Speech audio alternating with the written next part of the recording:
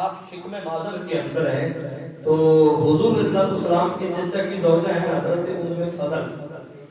یہ فرماتی ہیں مجھے خواب آیا اور میں نے خواب ایک عجیب دیکھا، اور عورتوں کی معاملات ہے چونکہ کہتی ہیں میں نے خواب دیکھا مجھے ایک پریشانی لاحق ہو گئی، کیونکہ اس خواب میں یہ دیکھا کہ نبی اکرم رسول اعظم صلی اللہ علیہ وآلہ وسلم کے جسم اطہر کا ایک ٹکڑا کٹ کر میری گود میں آ کر گرا۔ کہنے لگی میں پریشان ہو گئی کہ یہ کوئی اس کی بدشگونی نہ ہو، اس کے اندر کوئی غلط معاملات نہ ہو۔ میں نے حضور کو بتایا پریشانی کی عالم ہے، کہتی ہے میں پریشان تھی لیکن عامرہ کے لال مسکرا رہے تھے، وہ دعا کے مخلے پر مسکراہٹ دیکھ کر مجھے تسلی ہو گئی، سکون ہو گیا کہ کوئی بات اچھی ہے جو حضور مسکرا رہے ہیں۔ حضور نے فرمایا چچی پریشان نہ ہو، اللہ میری بیٹی کو بیٹا عطا فرمائے گا اور وہ بیٹا تیری گود کے اندر آئے گا، وہ جو تو نے میرے جسم کا ٹکڑا اپنی گود کے اندر آتے ہوئے دیکھا ہے نا، اس کی تعبیر کوئی غلط نہیں ہے، وہ حسین میرے جسم کا ٹکڑا ہے اور وہ تیری گود کے اندر پرورش پائے گا۔ تو جن کی پیدائش سے پہلے میرے نبی ان کی آمد کی بشارتیں دے رہے ہوں، خوشخبریاں دے رہے ہوں اور ان کو خوش نصیب بتا رہے ہوں جن کی گود میں حسین پرورش پائے گا، اگر وہ مائی خوش نصیب ہے کہ جس کی گود میں حسین چند لمحوں کے لیے آیا ہے، تو اس ماں کا کیا مقام ہوگا جس کے شکم کے اندر حسین قیام پذیر رہے ہیں، جن کے شکم کے اندر حسین جلوہ کر رہے ہیں۔ امام علی مقام کی عظمت اور آپ کی رفعت آپ اور میں نہیں سمجھ سکتے۔ اللہ تعالیٰ نے ان شہزادوں کو بڑی عظمتوں سے نوازا ہے، اور میرے کریم نبی صلی اللہ علیہ وسلم، یہ آج ہم شاہ صاحب بیٹھے ہوئے ہیں، یہ میری بات کی یقیناً تصدیق کریں گے اور حقیقت بھی یہی ہے کہ آج ہم نے ایک پلہ بھاری کر دیا ہے۔ ویسے ہم کوئی فیصلہ کرنے والے نہیں ہوتے کہ بولے شاہ جی اصلی سید ہیں، ہم جو ہے وہ نہیں ہوتے۔ شہزادے دونوں شہزادے ہیں حضور علیہ السلام کے، اور دونوں کو حضور علیہ السلام نے فرمایا کہ ان الحسن والحسین سیدا شباب اہل الجنہ، کہ میرا حسن بھی میرا حسین بھی دونوں جنتی جوانوں کے سردار ہیں، دونوں کی سرداری کو ہم تسلیم کرتے ہیں، دونوں کی قیادت کو تسلیم کرتے ہیں اور دونوں کی عظمت و شان کو ہم تسلیم کرتے ہیں۔ لیکن ایک روایت آج میں دیکھ رہا تھا، میرے دل کو بڑا سکون پہنچا اور میرے دل کو بڑا قرار آیا۔ میرے کریم نبی صلی اللہ علیہ وآلہ وسلم مسجد نبوی کے اندر جلوہ گر ہیں، شہزادے امام حسن بھی موجود ہیں اور امام علی مقام امام حسین بھی موجود ہیں۔ حضور کریم نبی صلی اللہ علیہ وآلہ وسلم نے، چونکہ ظاہر بات ہے بچے کھیل کی عادت کرتے ہیں، ان کی تمنا ہوتی ہے کہ ان کے ساتھ خوش گپی والا معاملہ ہو، کھیل کے معاملات ہو، ان کو جو ہے وہ خوش رکھا جائے۔ تو حضور علیہ السلام نے شہزادوں کو خوش کرنے کے لیے ان کی آپس میں کشتی کروا دی۔ اچھا یہ بھی ذہن کے اندر رکھیں کہ جو کھیل انسان کے وقت کو ضائع کرنے والا ہو، جس سے انسان کے معاملات خراب ہونے والے ہوں، جس سے رب کی عبادات میں خلل پیدا ہوتا ہو، جو انسان کی صحت پر مضر اثرات ظاہر کرنے والا ہو، اس کھیل سے فقہائے کرام نے منع فرمایا، بعض کو حرام لکھا ہے، جس سے پیسے کا ضیاع ہو، جوا وغیرہ کے معاملات ہوں، تو ایسے کھیل کو فقہائے کرام نے حرام لکھا ہے۔ لیکن کچھ کھیل ایسے ہیں کہ جو کھیل بھی ہیں اور مصطفیٰ کی سنت بھی ہے۔ اب یہ اس کو آپ کھیل بھی کہہ سکتے ہیں، کشتی ایک کھیل بھی ہے،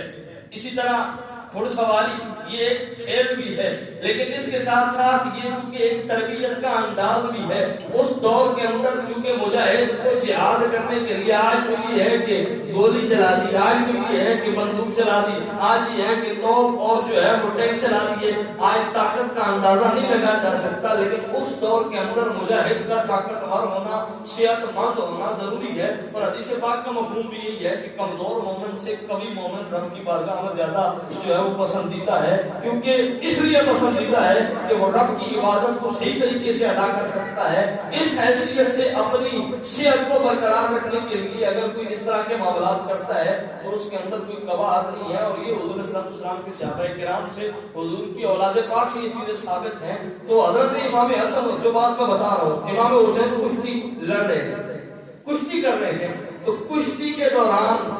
قربان میں ایک ریفری ہوتا ہے نا، میں حضور صلی اللہ علیہ وسلم کے بارے میں نعوذ باللہ ایسے الفاظ نہیں استعمال کر رہا، لیکن میں ایک بات بتا رہا ہوں، تماشائی ہوتے ہیں، دیکھنے والے ہوتے ہیں، وہ داد دیتے ہیں کھیلنے والوں کو، لڑنے والوں کو، ماشاءاللہ بہت اچھا کیا، خوبصورت، بہت اچھا جو ہے وہ بازی لگائی آپ نے۔ تو حضرت امام حسن کو میرے نبی داد دے رہے ہیں، واہ بیٹا حسن تو نے کیا کمال کر دیا ہے، واہ حسن تو نے کیا دور لگایا ہے. یہ بات حضور حضرت امام حسن سے کہہ رہے ہیں. اور سیدہ پاک سیدہ فاطمہ سلام اللہ علیہا دیکھ رہی ہیں. اب ماں ایک بیٹے کا تذکرہ ہو اور دوسرے کی بات نہ ہو, اس سے پتہ چلتا ہے ایک کو چھوڑ کر ایک کی بات کرنے سے سیدہ کو بڑی تکلیف ہوتی ہے, سیدہ کو بڑا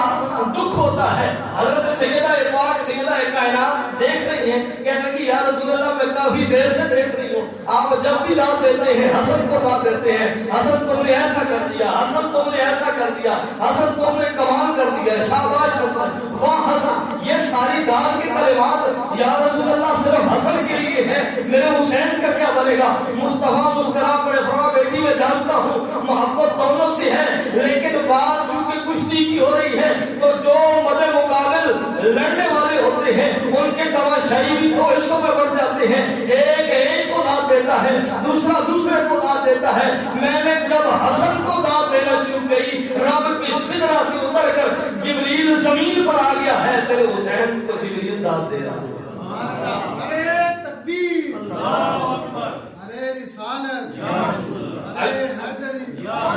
اگر شاباشی کے کلمات حسن کے لیے میں ادا کر رہا ہوں تو حسین کے لیے شاباشی کے کلمات جبریل ادا کر رہے ہیں. تو دوستان محترم, یہ ایک اس روایت سے ہمیں سبق حاصل کرنا چاہیے کہ سیدہ پاک کے قلب اطہر پر کتنی بات یہ گراں گزرتی ہے کہ ایک شہزادے کو چھوڑ دیا جائے اور ایک شہزادے کی بات کی جائے. اس لیے ہم کہا کرتے ہیں, آج بات ایسے بھی لوگ ہیں کہ شاہ جی کہ جن کو حضرت امام حسن کی نہ ولادت کا پتہ ہے نہ شہادت کا پتہ ہے, کس دن یہ شہزادہ شہید ہوا یہ بھی نہیں جانتے, اور کس دن آپ کی ولادت ہوئی یہ بھی نہیں جانتے. اور امام علی مقام امام حسین, ہم یہ نہیں کہتے کہ یہ ذکر روک دیا جائے, ہم کہتے ہیں کہ یہ ذکر بھی کیا جائے اور اس ذکر کے ساتھ وہ ذکر بھی کیا جائے جو ذکر کرنا میرے مصطفیٰ کی سنت ہے. کیونکہ جب بھی میرے نبی نے ذکر کیا تو بات یہاں سے شروع کی, پہلے حسن کی بات کی پھر حسین کی بات کی ہے. حضور صلی اللہ علیہ وسلم کی اسی حدیث کو آپ لے لیں, حضور صلی اللہ علیہ وسلم نے فرمایا ان الحسن والحسین سیدہ شباب اہل الجنہ. پہلے حسن کی سرداری کی بات کی, پھر حسین کی سرداری کی بات کی. اور وہ معاملات اگر آپ دیکھیں نا کہ جس کے اندر حضور صلی اللہ علیہ وسلم نے مسلمانوں کے دو گروہوں کے درمیان صلح کی بات کی, تو اس میں حضور علیہ السلام نے تنے تنہا امام حسن کی بات کی اور فرمایا ان ابنی ھذا سید, میرا یہ بیٹا سردار ہے, اس کو اللہ تعالیٰ سیادت عطا فرمائے گا کہ یہ مسلمانوں کے دو گروہوں کے درمیان صلح کروا دے گا. تو دوستان محترم, یہ بات بتانے کا مقصد یہ ہے کہ حضور علیہ السلام کی آل پاک, حضور علیہ السلام کی صحابہ کرام, یہ وہ ذوات قدسیہ ہیں کہ ان کے ناموں کی برکت سے اللہ تعالیٰ بڑی مشکلوں کو حل فرما دیتا ہے. میں یہ تسلسل کے ساتھ جب سے مسجد کی یہ ڈیوٹی سنبھالی ہے, درس قرآن کا سلسلہ فجر کی نماز کے بعد شروع کیا ہے, الحمدللہ تعالیٰ اب جو ہے وہ 28واں پارہ مکمل ہونے والا ہے. شروع سے لے کر آخر تک ترتیب کے ساتھ مکمل قرآن ہونے والا ہے. تو جب ہم سورہ کہف کا درس پڑھ رہے تھے تو جو میرے بزرگ ہیں جو ڈیلی درس سنتے ہیں ان کے ذہن کے اندر بات ہوگی کہ وہاں ایک بات لکھی ہوئی تھی کہ اصحاب کہف کے جو نام ہے نا, تفاسیر کے اندر جو نام ان کے آتے ہیں, اب نام ظاہر بات ہے اس کے اندر بھی مفسرین کا اختلاف ہے, بعض میں کچھ نام لکھے ہیں بعض میں کچھ لکھے ہیں, تعداد کے اندر بھی اختلاف ہے. تو فرمایا کہ تعداد بھی جتنی ہے نام بھی جو ہے, اگر وہ نام کوئی بندہ اپنے گھر کے اندر لکھ کے رکھ لینا, یہ سب یہ باتیں اچھے طریقے سے بتا سکتے ہیں, وہ نام اگر اپنے گھر کے اندر لکھ کے رکھ لینا تو اس گھر کے اندر نہ چوری ہو سکتی ہے اور نہ کوئی پریشانی کے معاملات ہو سکتے ہیں. میں بڑا سوچ کر حیران ہو گیا, میں نے دیکھا, میں نے کہا ہم کس حد تک چلے گئے, ہم نے اپنے ان مقدس ہستیوں کو چھوڑ دیا, ہم اس طرف گئے ہی نہیں ہیں. آپ سوچیں اور سوچ کر ذہن کے اندر تصور کریں, وہ کوئی نبی نہیں, وہ پہلی امتوں کے ولی ہیں, کسی نبی کے امتی ہوں گے, کسی نبی کا کلمہ پڑھا ہوگا اور ان کے امتی ہونے کی حیثیت سے وہ ولی ہیں اور وہ اللہ کے نیک بندے ہیں. ان کے ناموں کے اندر اگر رب نے اتنی برکت رکھی ہے تو اندازہ لگائیں کہ جو مصطفیٰ کی امت کے اولیاء ہیں ان کے ناموں کی کتنی برکت ہوگی. اور اگر مصطفیٰ کی امت کے اولیاء کے نام اتنی برکت والے ہیں تو پھر ان اولیاء کا جو سید ہے, سردار ہے, جو غوث اعظم ہے, اس کا نام کتنی برکت والا ہوگا. اور اگر غوث اعظم کا نام اتنی برکت والا ہے تو جو غوث اعظم کے جد اعلیٰ ہیں, چاہے امام حسن ہو یا امام حسین ہو, ان ذوات قدسیہ کے نام کتنی برکت والے ہوں گے. اسی حوالے سے میں دیکھ رہا تھا کہ قرآن مجید کے اندر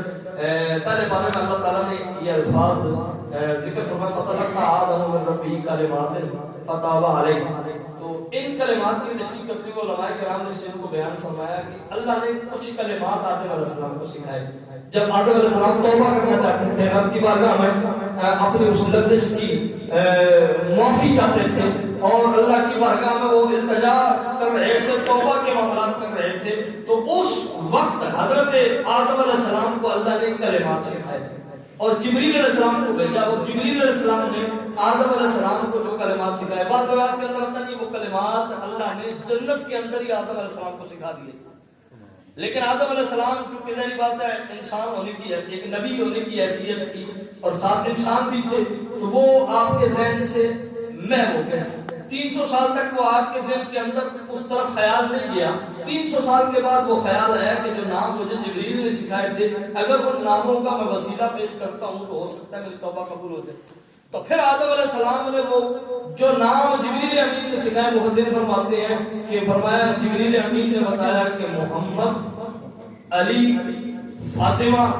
حسن, حسین, یہ 5 تن پاک کے 5 نام جبریل امین آدم علیہ السلام کو جنت میں سکھا رہے ہیں اور بتا رہے ہیں کہ یہ نام بڑی برکت والے نام ہیں. اور یہی ہوا کہ جب آدم علیہ السلام نے ان ناموں کا وسیلہ پیش کیا تو اللہ نے نہ صرف آدم علیہ السلام کی توبہ کو قبول فرمایا بلکہ آدم علیہ السلام کے نام جبریل امین کے ذریعے یہ پیغام بھیجا کہ آدم تم نے سودا بڑا سستا کیا ہے, صرف اپنی بخشش طلب کی ہے. قیامت تک آنے والے اگر اپنی اولاد کی بخشش کی طلب کرتے, ان ناموں کا صدقہ میں سب کی بخشش کرتا. دوستان محترم, یہ بڑے پاک ہستیاں ہوتی ہیں, ان کی